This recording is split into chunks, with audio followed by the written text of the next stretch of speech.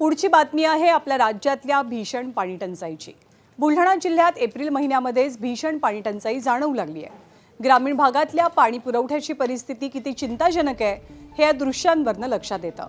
April महिन्यातच 15 गावात टँकरनं पाणी पुरवठ्याची वेळ आली आहे।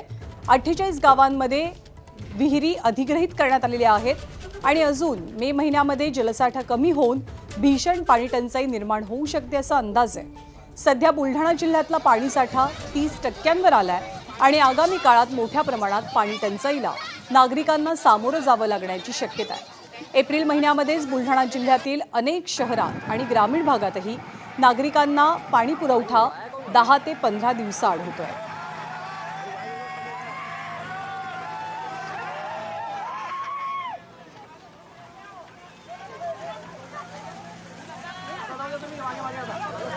तर पाणी मिळावे यासाठी सगळी मंडळी या टँकरच्या मागे धावत सुटलेली आहेत। जीव धोक्यात घालून काही मंडळी टँकरच्या वर सुद्धा चढलेली आहेत। एबीपी माझा, उघडा डोळे बघा नीट।